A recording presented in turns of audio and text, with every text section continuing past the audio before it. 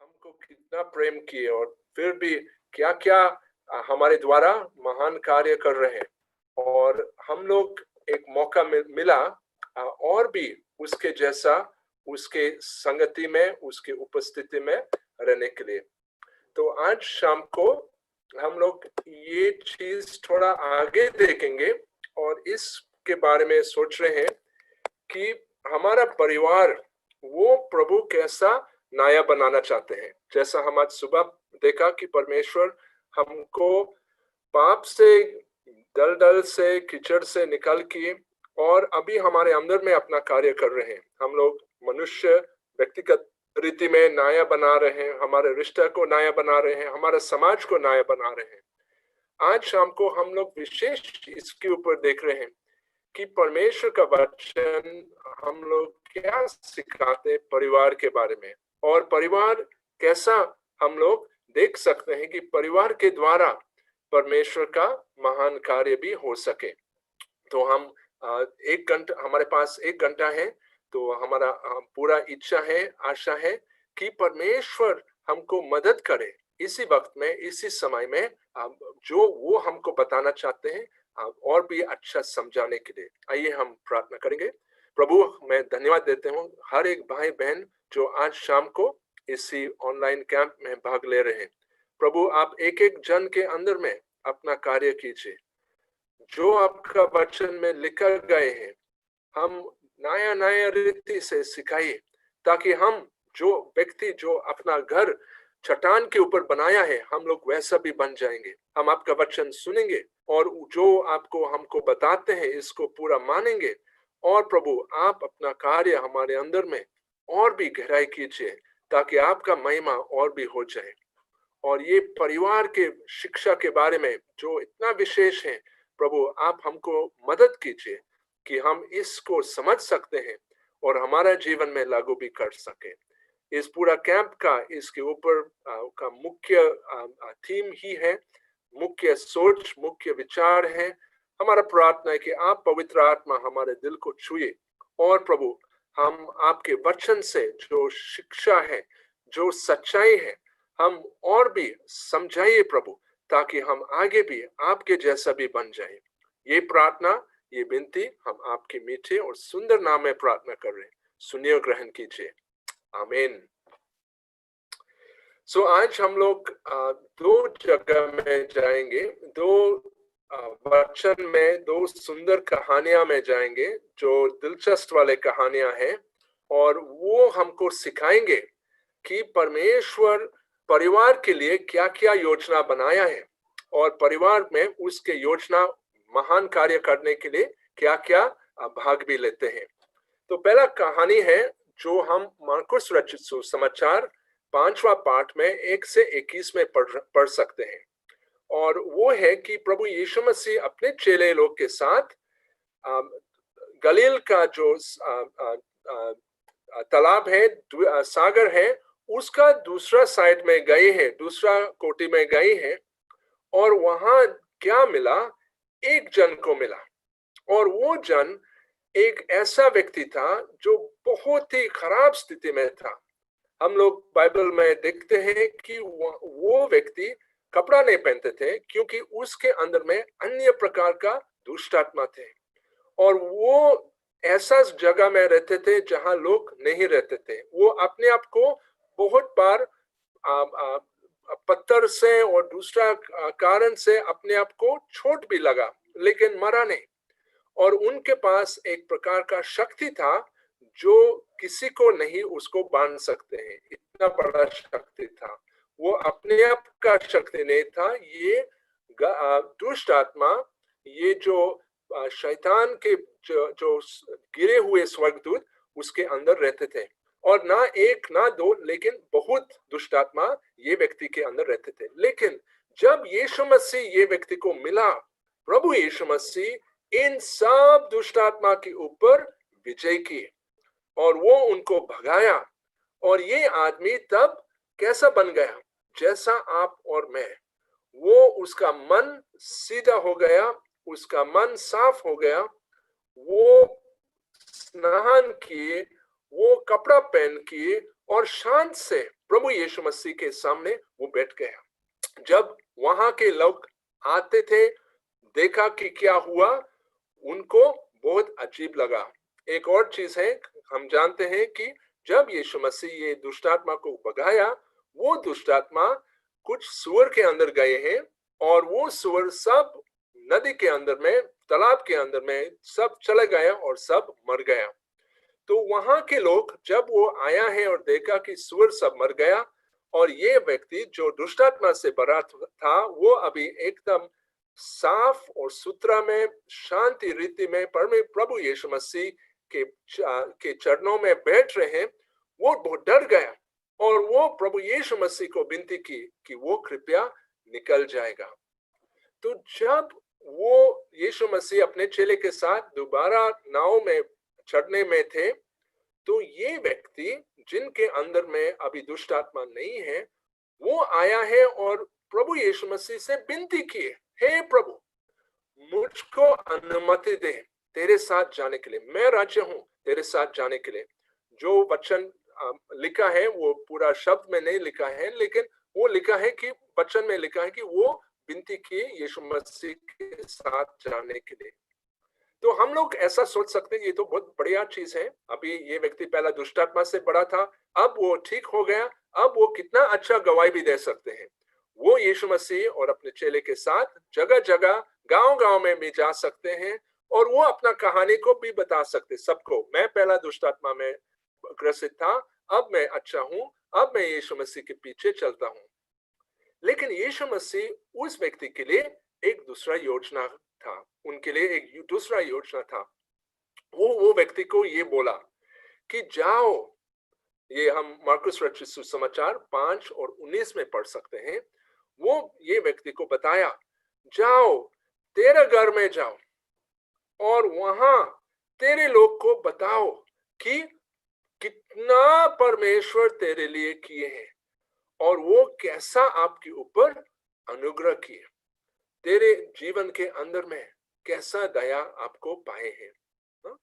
और वचन में क्या बोला, क्या लिखा है कि ये व्यक्ति, हम उसका नाम को नहीं जानते हैं, लेकिन ये व्यक्ति यीशु मसीह का बात माना और वो अपना घर गया है और अब क्या क्या बोला, जगह जगह वो प्रभु यीशु मसीह के बारे में बताया और जितने भी 10 शहर में सब लोग यीशु मसीह के बारे में सुना।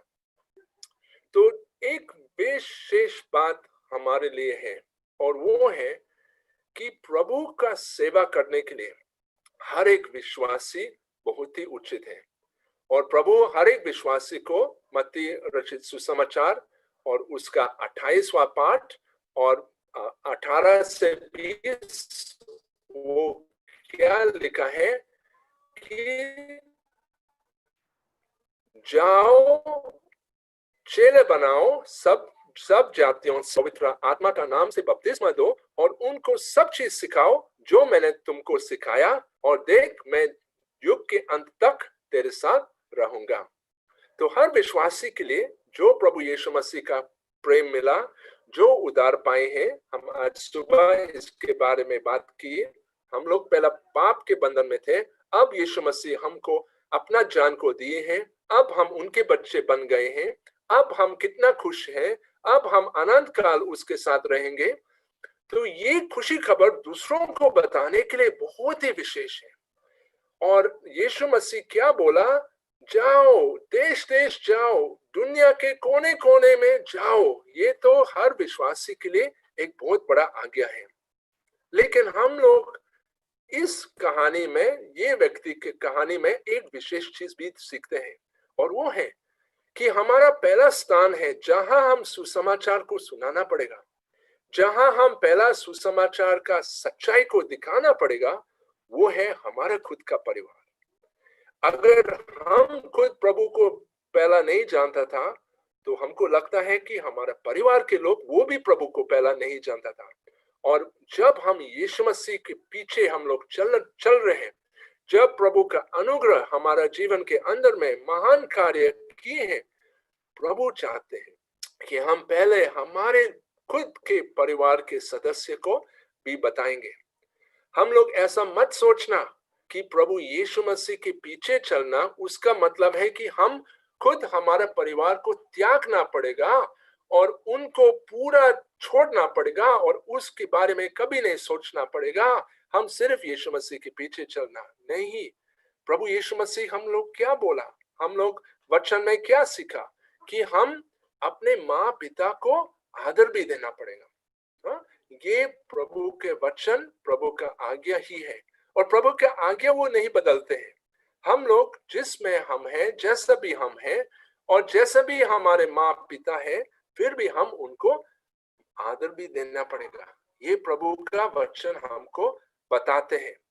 और इसका मतलब ये भी है कि अगर हमारे माँ पिता प्रभु को ग्रहण नहीं किए हैं, अभी तक वो प्रभु को स्वीकार नहीं किए, अभी तक प्रभु को के बच्चे नहीं बन गए, अभी अपना पुराना रीति रिवाज शायद जी रहे, कैसा भी हो किसी का रीति रिवाज में, अगर वो प्रभु को नहीं जानते हैं, फिर भी हमको प्रभु के नाम से, प्रभु के प्रेम से हमारे माँ पिता को, हमारे दूसरे परिवार लोग को प्रेम करना और उनको आदर देना।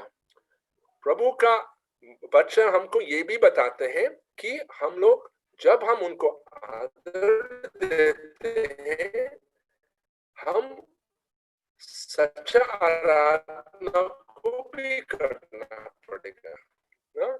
शायद हमारा माँ पिता कुछ दूसरे प्रकार के, हम इसको समझना पड़ेगा, हम ध्यान भी देना पड़ेगा कि ऐसा स्थिति हमको बहुत ही सावधानी करना।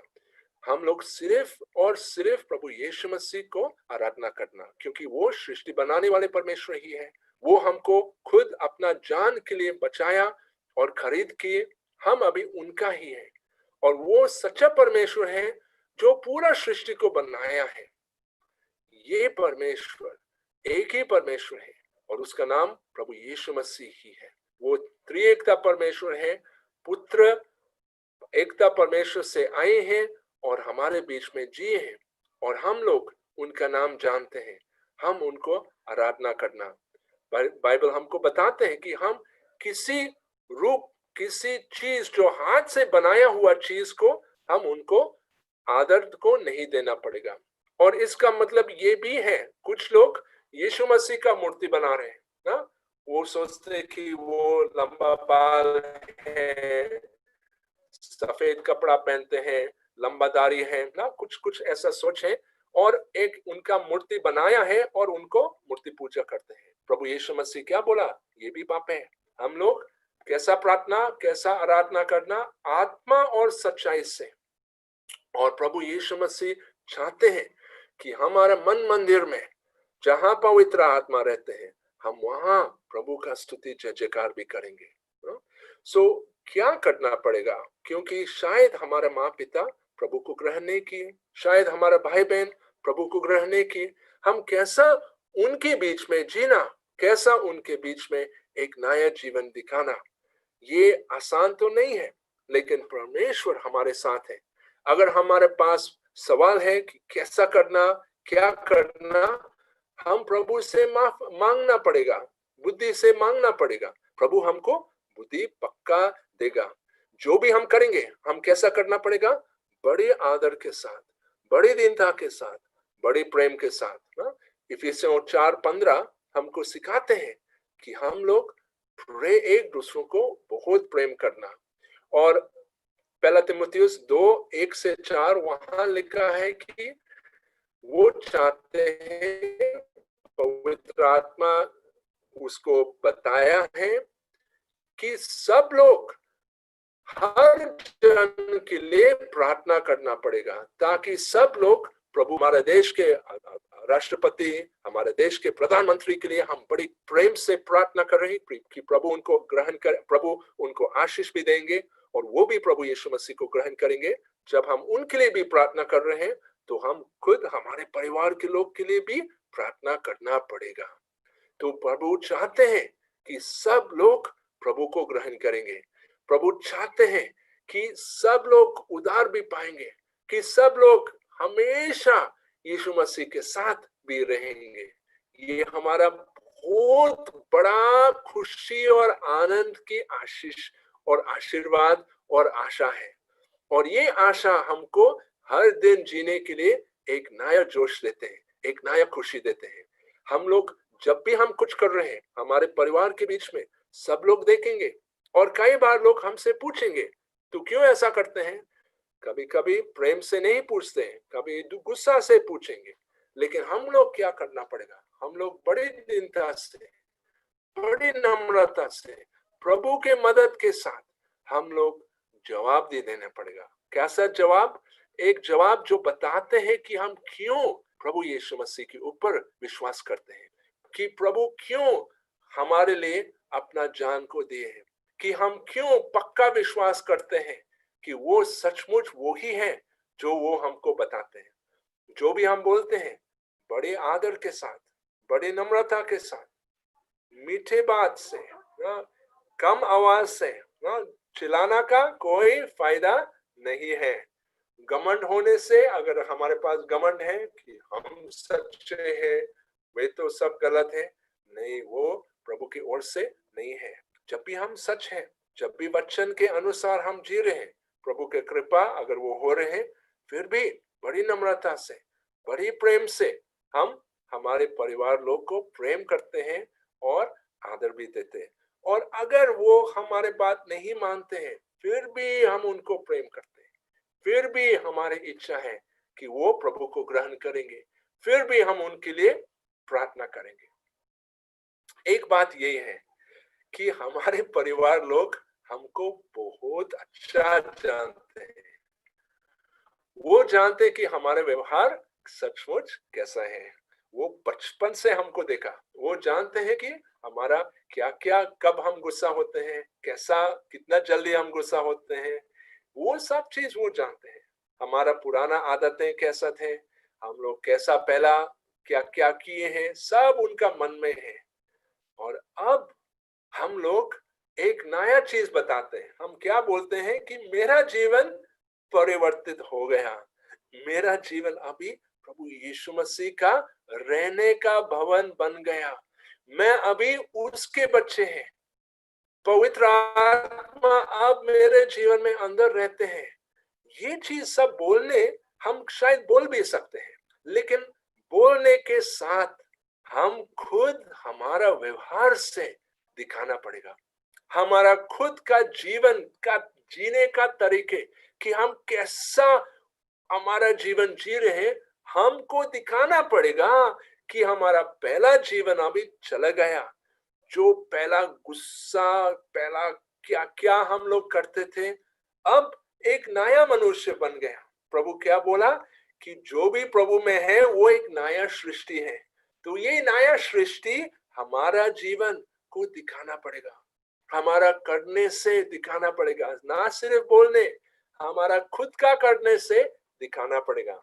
और अगर हम प्रभु यीशु मसीह के जैसा नहीं जी रहे, तो जल्दी से हमको माफी मांगना पड़ेगा, जल्दी से को बताना, देख मैंने फिर भी गलती की, मुझको माफ कीजिए, मैं खुश नहीं हूं कि मैं फिर भी गुस्सा हो गया, मैं प्रभु को ग्रहण की, लेकिन अभी भी मेरे अंदर में कुछ कुछ है जो मैं उसी माफ करते हैं, मांगते हैं, और मैं चाहते हूँ कि आप भी मुझको माफ कीजिए।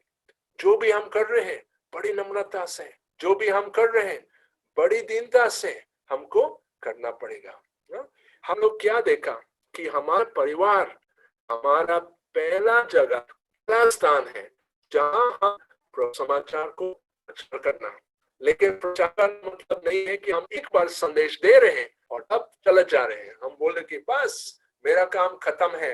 मैंने मेरे परिवार 4 मुख्य चीज के बारे में बताया कि परमेश्वर सृष्टि बनाने वाले परमेश्वर है, हम लोग पाप किए, यीशु हमारे लिए मर गया, और अब हम अनंत काल उसके साथ रहेंगे।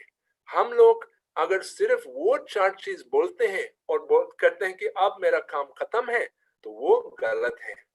प्रभु क्या चाहते हैं कि हम बोलने का समय, बोलने का तरीका के साथ हम लोग प्रभु का प्रेम को दिखाएंगे। प्रभु का परिवर्तन हमारे जीवन में होना चाहिए ताकि लोग समझ सकते हैं कि वो सचमुच वो ही है जो उन्होंने बताया है।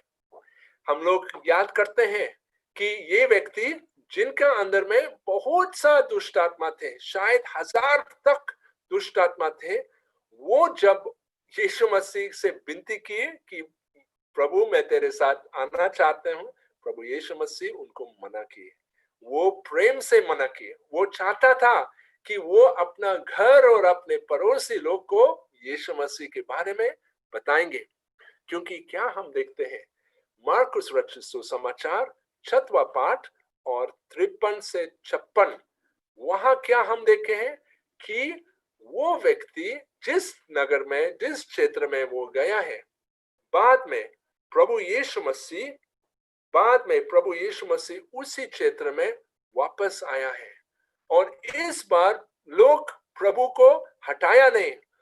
जब वो पहचान की अरे ये तो यीशु है, वो क्या कि भाग भाग दौड़ दौड़ से वो पहुंच गया और अपने जितना भी बीमारी लोग, जितना भी कमजोर लोग, सब लोग को लाए हैं ताकि प्रभु यीशु मसीह उनको बड़ी अच्छा से, बड़ी प्रेम से उनको आशीष भी दे सके और उसको चंगा भी करेंगे।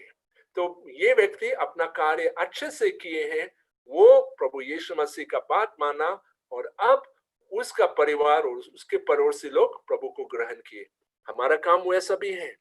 जो भी हम यीशु मसीह के लिए किए हैं, जो भी प्रभु हमारे लिए किए हैं, हम उनको गवाही भी देना पड़ेगा। और प्रभु यीशु मसीह दूसरों को बताना कि परमेश्वर मेरे जीवन के अंदर में सचमुच क्या किए, ये गवाही बताना बहुत ही उचित है, बहुत ही विशेष है। क्योंकि वो दिखाते हैं कि जो यीशु मसीह के बारे में बता गया है वचन में, वो इन दिनों में सच्चाई से और पूरा सबको देखने के सामने वो पूरा होता भी है। हम लोग दूसरी कहानी में जा रहे हैं और ये भी एक बहुत सुंदर कहानी है।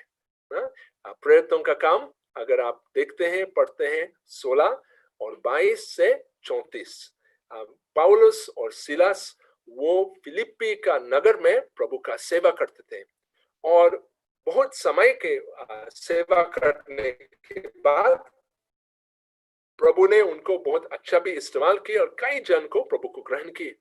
लेकिन कुछ लोग गुस्सा थे और वो प्रभु के लोग पौलुस और सिलास को विरोध करने के लिए एक बड़ा दंगल को शुरू किए और बहुत चीज हुआ और लोग पौलुस और सिलास को मारपीट किए हैं और वो अधिकारी के सामने लाए हैं और अधिकारी लोग भी पौलुस और सिलास को मारपीट किए हैं और उनको कैदी बन गया और उनको जेल में डाला, वो बंदीगृह में डाला।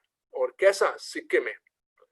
तो वो पौलुस और सिलास, हम लोग ये शायद जानते हैं, जब इतना बुरा स्थिति में है, इतना खराब, इतना गंदा स्थिति में है, इतना दुख पहुंचा, उनके पीठ के मार मार से हुआ, बहुत तकलीफ हुआ, बहुत दर्द जरूर हुआ, लेकिन वो क्या की, वो प्रार्थना करते थे, स्तुति जय जयकार गाना गाते थे अपना ऊंचा आवाज से। और जितना भी बाकी कैदी लोग जो जेल में थे वो सब सुनते थे।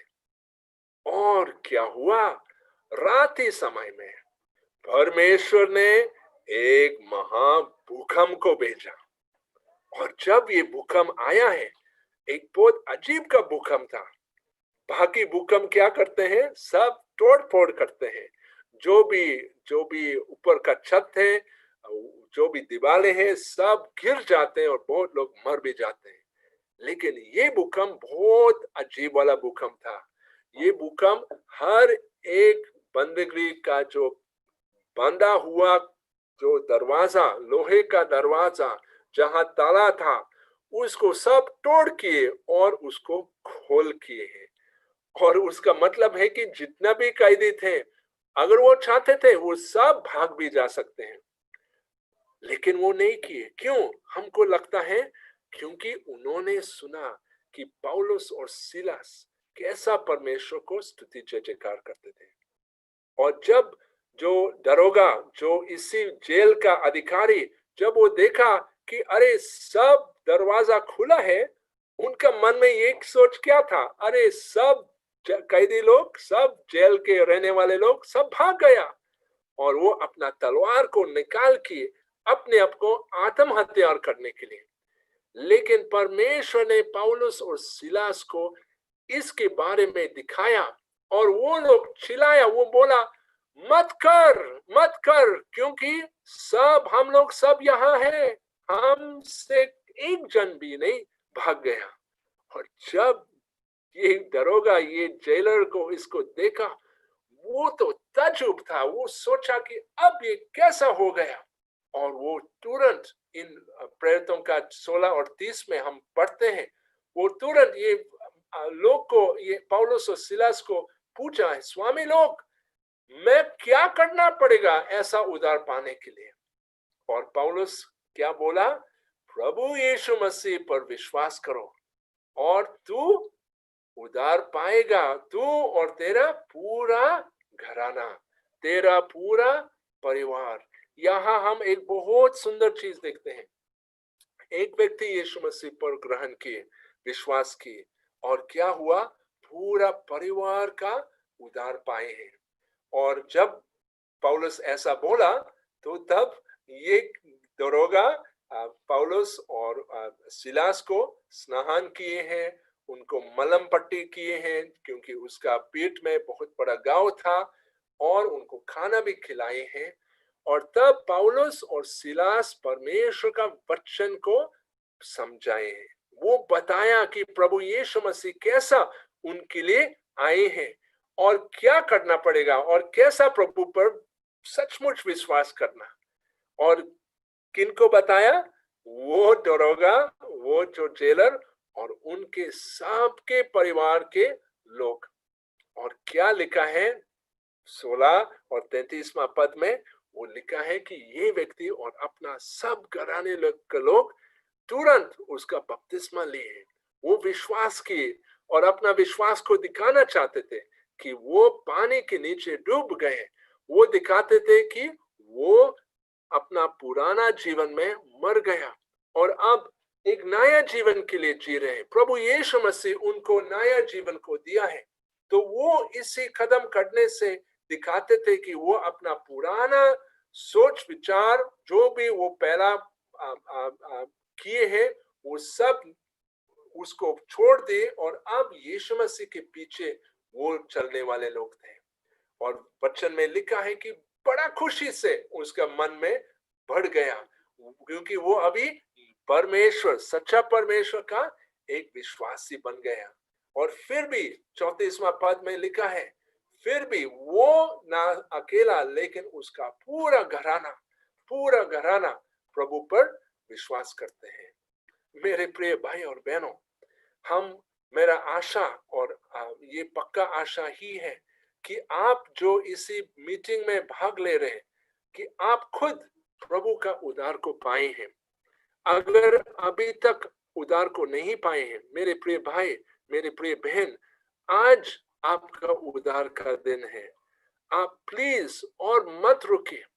जो भी आपको समझते हैं, जो भी छोटा या बड़ा, यही तो आप समझ सकते हैं कि मैं पापी हूं। आप अपना जीवन में देख, मैं मेरा जीवन में देखता हूं, हम लोग सब परमेश्वर के सच्चाई से, परमेश्वर का ऊंचा ऊंचा स्थान से, हम लोग वहां तो नहीं है, हम लोग गंदे हैं, हम लोग कितना गलत चीज को किए हैं। तो इसका मतलब है कि हम सब पापी हैं। मतलब नहीं है कि हम सिर्फ शारीरिक तौर में मर रहे हैं, लेकिन सच्चा और अनंत का मृत्यु यही है कि हम, अगर हम हमारा पाप से माफी नहीं मांगते, अगर हम पाप से हम लोग मर भी जाएंगे, तो तब हम अनंत काल परमेश्वर से दूर रहेंगे। ये तो बहुत बुरा चीज है, बहुत खराब चीज है। हम ऐसा स्थिति कभी नहीं देखना चाहते। तो हम प्रार्थना करते हैं, और आप आज भी प्रार्थना भी कर सकते हैं कि आप यीशु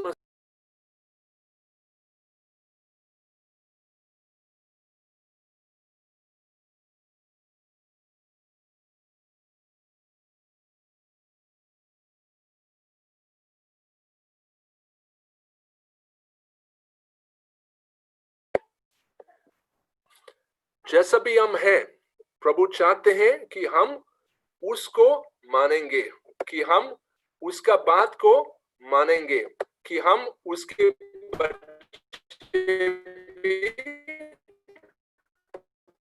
बन सके। तो प्रभु ने हमको क्या सिखाया? हमको प्रभु का उद्धार, प्रभु चाहते हैं कि पूरा परिवार प्रभु को ग्रहण करेंगे। ये हमारा इच्छा भी है। प्रभु चाहते हैं कि पूरा परिवार प्रभु को ग्रहण करेंगे। जब हम प्रभु को ग्रहण किए, हमारे सब परिवार के घराने के लोग, हम उनके लिए प्रार्थना करना। पत्रुस में प्रेरितों का 2:39 में ये लिखा है कि उद्धार का सच्चाई, उद्धार का प्रतिज्ञा वो तेरे लिए है और तेरे बच्चे, जो यहाँ है और जो दूर है। For those who are near and those who are far off. सब के सब जो प्रभु हमको, हमारा परमेश्वर बुलाते हैं। और दूसरा पत्रुस 3:9 ये भी लिखा है कि परमेश्वर अपना प्रतिज्ञा को पूरा करते हैं और वो हमारे लिए, हमारे ऊपर बहुत धीरजमय है कि कोई मर जाएगा, लेकिन वो चाहते हैं कि सब के सब परमेश्वर पर विश्वास करेंगे, सब के सब पश्चाताप करेंगे और परमेश्वर के लहू से, परमेश्वर का कृपा से वो शुद्ध हो जाएंगे। तो हमको क्या करना पड़ेगा? हमारा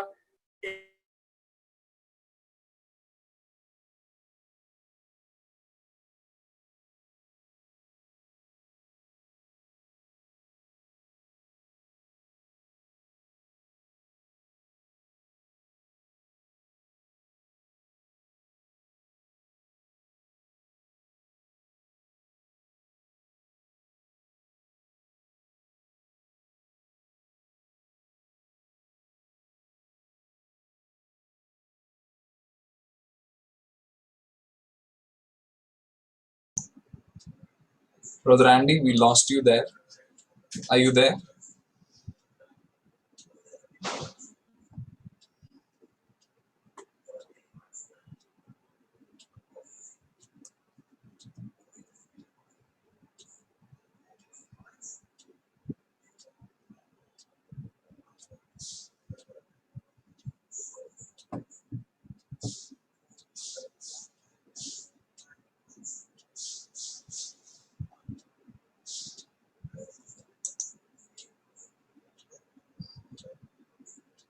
Hello, friends.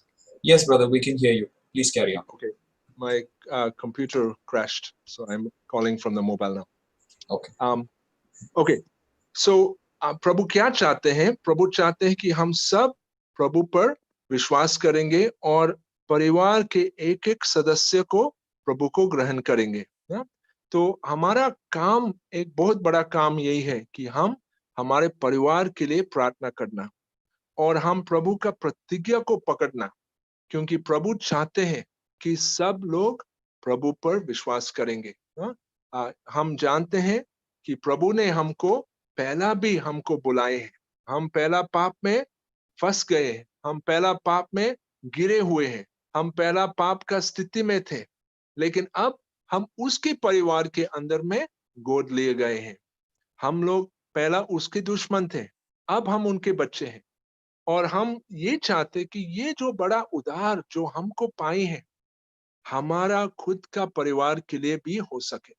लेकिन ये कहानी में जो सच्चा कहानी है, वो हमको बहुत आशीष देते हैं, बहुत बड़ा उत्साह देते हैं, और वो है कि परमेश्वर का इच्छा ये है कि ना सिर्फ एक दो जन, हर एक परिवार में एक दो जन प्रभु को ग्रहण करेंगे, लेकिन प्रभु का इच्छा है कि पूरा परिवार प्रभु को ग्रहण करेंगे। प्रभु का इच्छा है कि पूरा परिवार यीशु मसीह के पीछे जाएगा ना। तो ये हमारे लिए एक बहुत ही बड़ा सा आशीष की बात है, बहुत ही बड़ा सा उत्साह की बात है, क्योंकि हम पकड़ सकते हैं, देख सकते हैं कि यीशु मसीह अपना अपना प्रतिज्ञा को पूरा करते हैं ना। और हम जैसा पत्रुस में लिखा गए हैं, हम लोग ऐसा मत सोचना कि प्रभु अपना प्रतिज्ञा को पूरा नहीं करते हैं। प्रभु करते हैं, प्रभु का इच्छा है अपना प्रतिज्ञा को पूरा करने के लिए। लेकिन हमारा काम क्या है? हमको प्रार्थना करना, हमको धीरज में होना चाहिए। शायद हमारे परिवार के लोग तुरंत प्रभु को नहीं ग्रहण किए, शायद वो समय लगता है, शायद वो हमसे विरोध भी करते, फिर भी हम उनके लिए प्रार्थना करना पड़ेगा। फिर भी हम उनके लिए विशेष रीति में उसके लिए प्रार्थना करना, क्योंकि प्रभु महान है। प्रभु हमारा प्रार्थना सुनते हैं, प्रभु हमारा स्थिति को जानते हैं, प्रभु जानते हैं कि हम किसी रीति में थे और अब कहां तक पहुंच गए। और प्रभु चाहते हैं कि हम बड़ी खुशी और आनंद ये भी पाएंगे कि पूरा परिवार प्रभु को ग्रहण करेंगे। ये कई जन का गवाही आप भी सुन सकते हैं कि वो पहला व्यक्ति था जो अपना परिवार को यीशु मसीह पर ग्रहण किए, लेकिन प्रार्थना होने के बाद, धीरज होने के बाद धीरे धीरे उनके बाकी लोग प्रभु को भी ग्रहण किए। और कई बार वो लोग जो पहला प्रभु को विरोध किए, पहला गुस्सा थे कि ये व्यक्ति क्यों यीशु मसीह के पीछे गए, ये व्यक्ति क्यों क्रिश्चियन बन गया, अन्य अन्य प्रकार का सोच विचार, डर उनके मन में था। लेकिन बाद में परमेश्वर ने उनका जीवन के अंदर में महान कार्य किए और बाद में वो प्रभु को ग्रहण किए। तो ये अन्य जन का एक गवाही है और हमारा आशा है कि आपके लिए भी एक गवाही भी बन सके। हमारा इच्छा है कि आप परमेश्वर के अनुसार, परमेश्वर के तरीके से प्रभु को ग्रहण करेंगे ना। और हम ये चाहते हैं कि आप प्रभु के पीछे चले जाएंगे और आपके परिवार को, आपके जो आपके परिवार के लोग प्रभु आपको जो अभी तक ग्रहण नहीं किए, कि वो भी ग्रहण करेंगे ना। ये हमारा इच्छा है और हम इस पे विश्वास करते हैं ना। तो हम ये जानते हैं और हम ये मानते हैं और हमारा बड़ी इच्छा है कि प्रभु अपना कार्य आपका जीवन में भी करेंगे। और प्रभु आपने चुना, प्रभु चाहते हैं कि आप जो आशीष को पाए हैं कि दूसरे लोग को भी पाएंगे। और हम बड़ी विश्वास से ये प्रार्थना कर सकते हैं।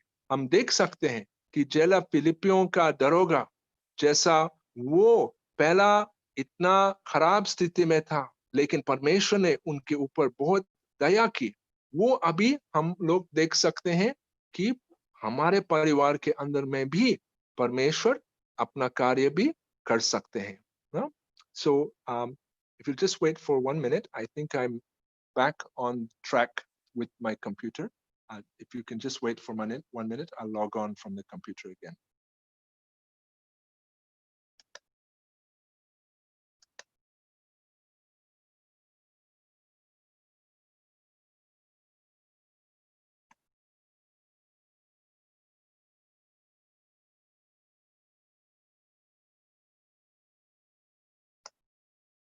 Sorry, थोड़ा तकलीफ हुआ यहाँ।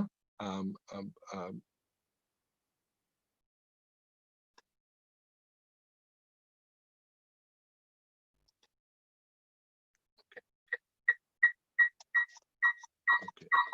Sorry. Yeah, I'll get this one off.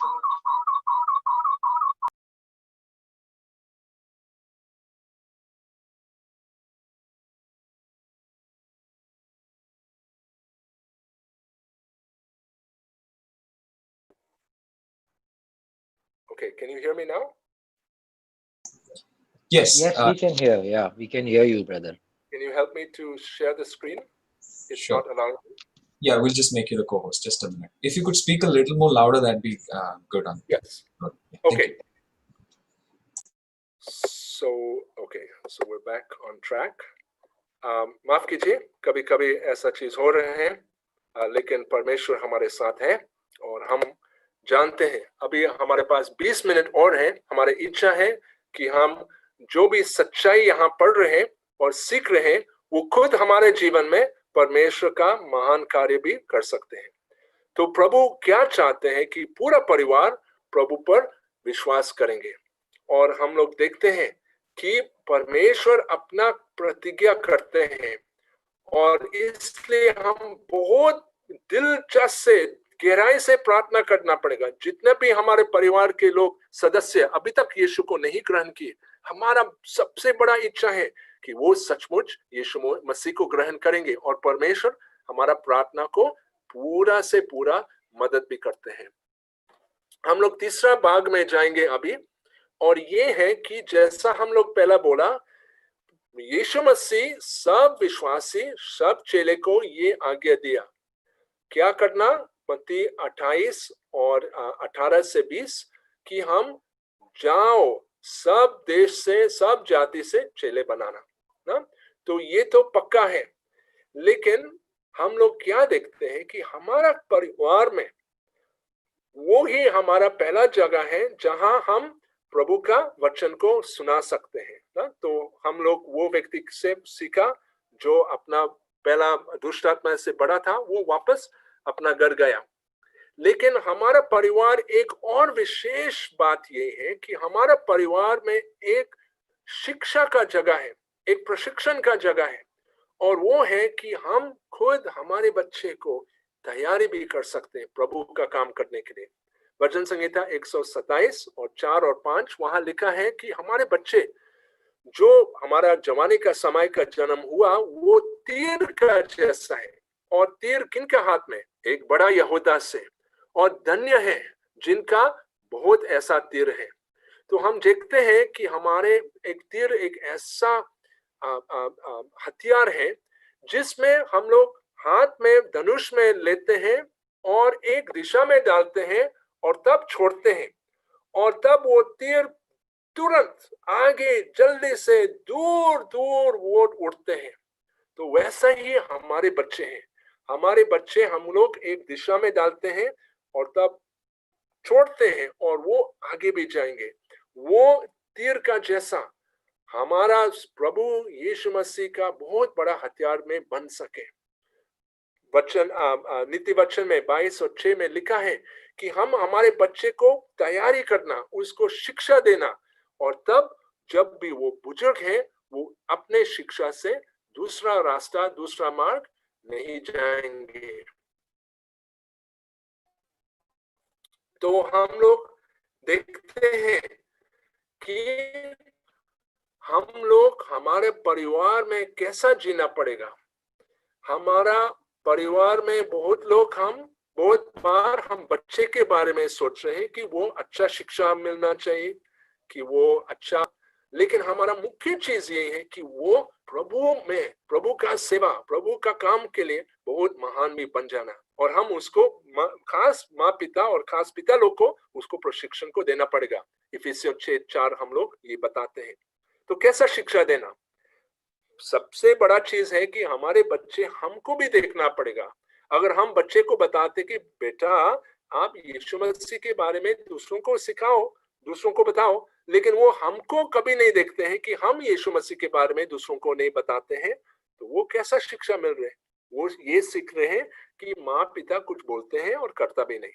तो हम खुद हमारा जीवन में एक नमूना को बताना पड़ेगा, हम दिखाना पड़ेगा कि हम दूसरों को यीशु मसीह के बारे में सुसमाचार में शिक्षा को देना पड़ेगा, उद्धार के बारे में देना पड़ेगा। हम लोग खुद हमारा जीवन में बहुतायत का जीवन को जीना पड़ेगा। हमारा आत्मिक जीवन में खुशी और आनंद का जीवन होना चाहिए। और विशेष ये है कि हम बच्चे को भी बता सकते हैं, खुद बताना कि देख बच्चे, देख बेटा बेटियां, हम चाहते हैं कि आप परमेश्वर का कार्य भी करेंगे, कि परमेश्वर का शिष्य बनाने वाले लोग आप भी बन जाएं। जो लोग अभी तक शादी नहीं हुआ, मेरा विनती है कि आप अभी तैयारी कीजिए कि एक दिन जब आपका शादी होने वाले हैं, आप अच्छा पिता, अच्छा माँ भी बन सके। अब एक ऐसा प्रकार का जीवन, एक संयम का जीवन, एक डिसिप्लिन का जीवन में जियो, ताकि बाद में आप अपने बच्चे के लिए एक अच्छा नमूना बन जाएं। जो अभी तक जो शादी हुआ और बच्चे हैं, शायद आप लगता है कि अभी और क्या करना, पूरा समय चले गया, अभी हम लोग हमारे बच्चे के लिए अच्छा उदार नहीं बन गया, हम एक अच्छा आदर्श भी नहीं बन गए। लेकिन प्रभु हमको मदद भी कर सकते हैं। आप प्रभु से मांगो, प्रभु से मदद मांगो कि वो हमारा जीवन क्या उनके जैसा भी बन सके, हमारा जीवन एक गवाही भी बन सके। जब दूसरे लोग हमको देखते हैं वो पता करते हैं कि हम लोग कैसा है। तो हमारा खुद का परिवार एक ट्रेनिंग एकेडमी, एक बच्चे को एक ऐसा मिशन के लिए, सुसमाचार सुनाने के लिए एक ऐसा एक नमूना आपको बनना चाहते हैं, उसका तैयारी भी करना पड़ेगा, उनको प्रभु के बारे में बताना और प्रार्थना भी करना और खुद उनको मौका भी देना कि वो कुछ कुछ कदम भी करे ताकि वो आगे और भी गहराई प्रभु का सेवा भी करेंगे। लेकिन साथ में हमारा जीवन में जब भी हम कलीसिया में जी रहे हैं, हमारे परिवार एक नमूना को बनना चाहते हैं ना।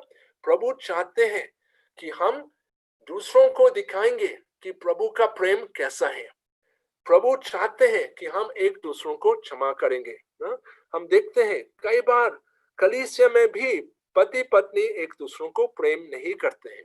जब वो कलीसिया में आ रहे हैं तो बड़े बड़े हंसते हैं, खुश हैं, लेकिन घर में कितना झगड़ा होते हैं। बच्चे सब चीज देखते हैं और वो देखते हैं कि माँ पिता बाहर में एक प्रकार का चीज दिखाते हैं, घर में दूसरा चीज करते हैं। हम प्रभु को मदद मांगना पड़ेगा। प्रभु हमको एक दूसरों से वफादार भी बनना चाहते हैं, एक दूसरों को क्षमा करना, एक दूसरों को सेवा करना। साथ में हम जानते हैं कि ये दुनिया में बहुत सा बेविचारी है, तो हम माँ पिता को बहुत सावधानी होना चाहिए ना। पिता अपना मोबाइल से किसी दूसरा स्त्री के साथ लंबा बातचीत नहीं करना पड़ेगा ना, वो आपका काम नहीं है ना। अगर कोई स्त्री कुछ संगति चाहिए तो पत्नी के साथ संगति कीजिए। हम एक दूसरे से वफादारी रहना पड़ेगा, एक दूसरे से आदर भी देना, और साथ में पारिवारिक रीति में पति पत्नी दूसरों को भी मदद करना ना। हम लोग सिर्फ हमारे परिवार के लोग के ऊपर ध्यान नहीं देना पड़ेगा। हम लोग अभी एक बड़ा परिवार में रखा गए हैं और वो प्रभु यीशु मसीह का परिवार, और हमारे परिवार में खुद का छोटा परिवार दूसरों को भी मदद देना पड़ेगा। हमारे बच्चे ये देखते हैं और बाकी का कलीसिया लोग ये भी देख रहे हैं, बाकी लोग जो प्रभु को नहीं ग्रहण किए वो भी इसको देखते हैं कि अरे मसीही लोग, यीशु मसीह के पीछे चलने वाले लोग कितना प्रेमी लोग हैं। शुरुआत में ऐसा हुआ, पहला शताब्दी का कलीसिया, पहला शताब्दी का मंडली के लोग, उनका पहचान था कि वो दूसरों को प्रेम किए, और वैसा भी हम लोग एक दूसरों को प्रेम करना, ना सिर्फ हमारे पारिवारिक लोग, ना सिर्फ हमारा करीब रिश्ते लोग, लेकिन जो लोग जो हमसे दूर हैं, जो लोग जो परेशानी वाले लोग हैं, ऐसा लोग भी हम प्रेम करना और मदद भी करना। अगर हमारे अंदर में कुछ पुराने आदतें हैं, जो गलत आदतें हैं, खराब आदतें, शराब पीने से या ताश खेलने से या कोई भी जो चीज जो प्रभु को ग्रहण खुशी नहीं देते हैं, हम उसके ऊपर विजय होना चाहिए। तो प्रभु चाहते हैं उसके मदद के साथ विजय पाने के लिए हमारा जीवन में नया जीवन में होते हैं। जैसा हम आज सुबह सुने, परमेश्वर हमारे अंदर में अपना नया काम करते हैं, तो हम लोग पारिवारिक रीति में इसको दिखाना पड़ेगा कि अब हमारा पुराना जीवन खत्म है और हम प्रभु का नया आजादी से एक नया जीवन भी जी रहे हैं। हमारा परिवार को कैसा होना चाहिए? एक ऐसा जगह है जहां जो लोग अकेला है, जिनके पास परिवार नहीं है, जो शायद कुछ कारण से अभी कोई नहीं है उनका, हम उनको स्वागत करना पड़ेगा ना।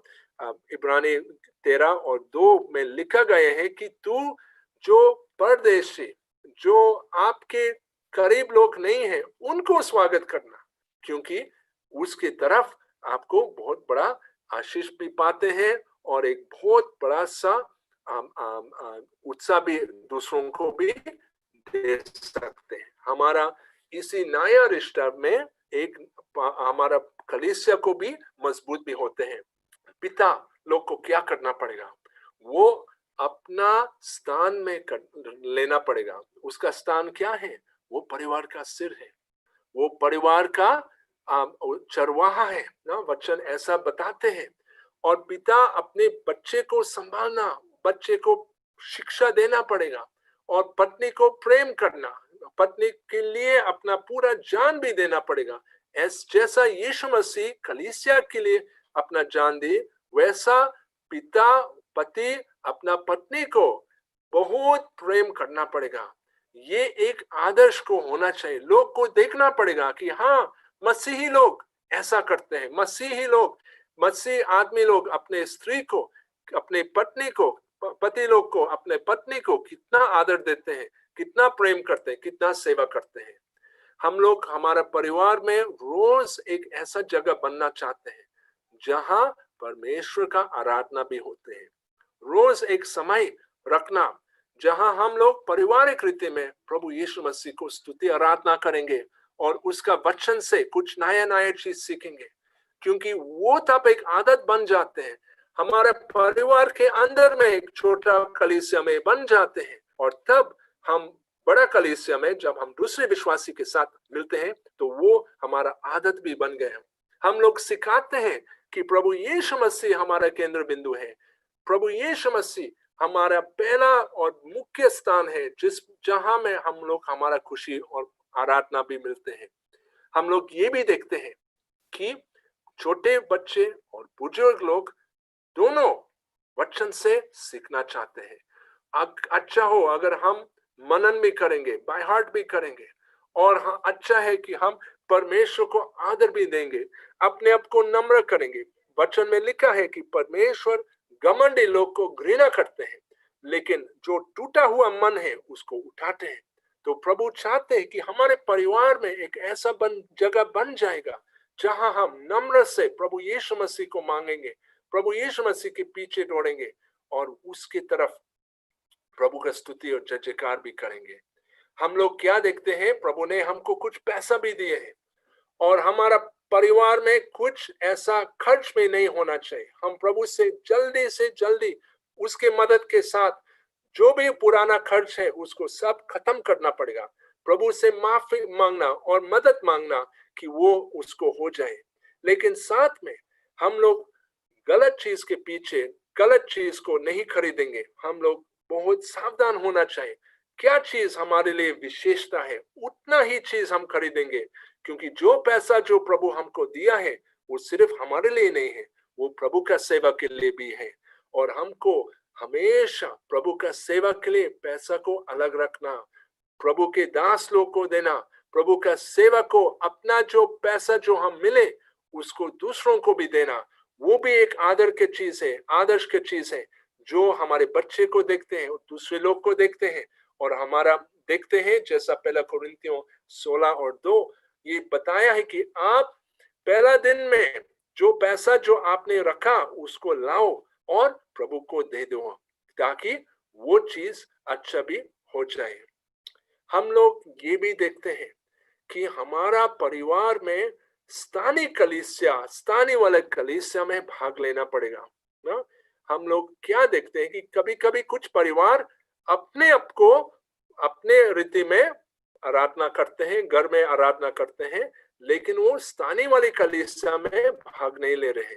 लेकिन ये वचन के अनुसार नहीं है। वचन में लिखा है ना, इब्रानी 10 और 25 कि हम लोग सब साथ में मिलना, दूसरे विश्वासी के साथ उसको नहीं छोड़ना पड़ेगा, लेकिन एक दूसरों को प्रोत्साहन करना, उत्साह करना। तो हमारा परिवार जिनके अंदर परमेश्वर अपना कार्य किए हैं, वो दूसरे परिवार के साथ, दूसरे लोग के साथ, प्रभु के लोग के साथ संगति करना पड़ेगा। और परिवार में हम लोग क्या सीखना चाहते हैं? हम लोग ये सीखना चाहते हैं कि जब भी परिवार में हम लोग मिलते हैं, सब लोग कुछ कुछ बताते हैं, कुछ लोग सुनाते हैं, कुछ लोग एक गवाही भी देते हैं। और जब हम कलीसिया में आएंगे, वो भी हमारा परिवार लोग ऐसा भी करेंगे, और तब वो दूसरों को उत्साह भी करेंगे और एक नमूना भी बन जाए कि दूसरे लोग प्रभु को ग्रहण करेंगे।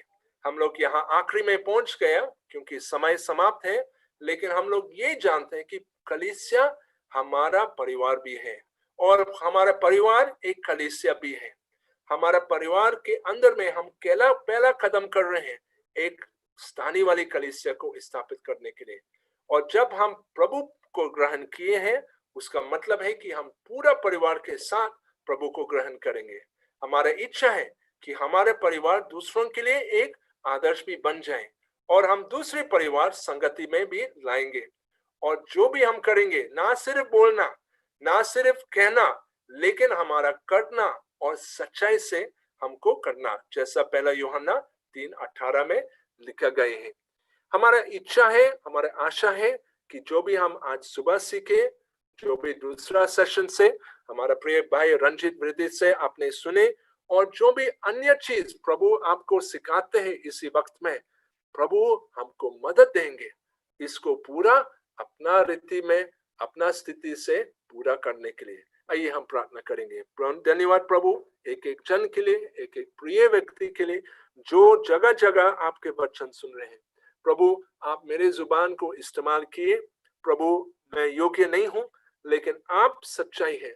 जो मैंने बोला, जो आपका वचन में आए हैं, हम उसके लिए धन्यवाद देते हैं। अगर मैं कुछ गलत बोला प्रभु मुझको माफ कीजिए। और प्रभु जो मैं बताया दूसरों को, मैं चाहता हूं कि मैं खुद वो बात मेरा जीवन, मेरे परिवार में हम लोग इस्तेमाल भी करेंगे।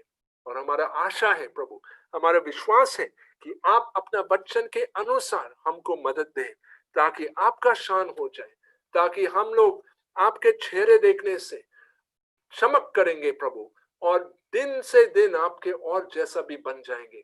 और जब उस दिन जब आप वापस आएंगे, हम आपको बादलों में पाएंगे और अनंत काल तक आपके साथ नए यरूशलेम में रहने के लिए। ये हमारी बड़ी आशा है और हमारा प्रार्थना है कि हमारे एक एक परिवार को एक कलीसिया के जैसा बन जाएंगे, और एक एक कलीसिया एक परिवार के जैसा भी बन जाएंगे।